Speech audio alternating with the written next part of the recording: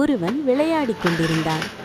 அப்போது அவன் சித்தப்பா அவன் கையில் 20,000 ரூபாய் பணத்தை கொடுத்து, இந்த பணத்தை பக்கத்து தெருவிலிருக்கும் ராமுவிடம் கொடுத்து என் சித்தப்பா சீட்டு பணம் கொடுக்க சொன்னார் என்று சொல்லு என்றார்.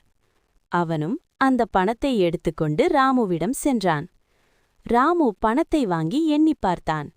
எண்ணியபோது அதில் 1000 ரூபாய் குறைவாக இருந்தது. உடனே இந்த விஷயம் சித்தப்பாவிடம் சொல்லப்பட்டது.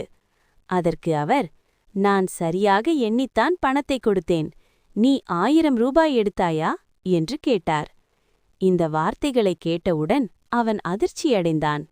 அவன் மேல் திருட்டுப்பழி விழுந்தது. அப்போது அவன் சித்தி அவன் அண்ணனை கேட்டாள், நீ அந்த பணத்தை எடுத்து என்ன செய்தாய்? அவன் மறுத்தான். ஆனால், அப்படியானால் நீ படத்திற்கு சென்ற பணம் எங்கிருந்து வந்தது என்று கேட்டதும் அவன் உண்மையை ஒப்புக்கொண்டான். நான் இரவில் பீரோவிலிருந்து 1000 ரூபாய் எடுத்தேன் என்றான். அப்போதுதான் உண்மை வெளிவந்தது. தன் மகன் செய்த தவறுக்காக தான் அறியாமல் அண்ணன் மகனை திட்டிவிட்டோம் என்று சித்தப்பா மனம் வருந்தினார். இந்த சம்பவம் அனைவருக்கும் ஒரு பாடமாக அமைந்தது.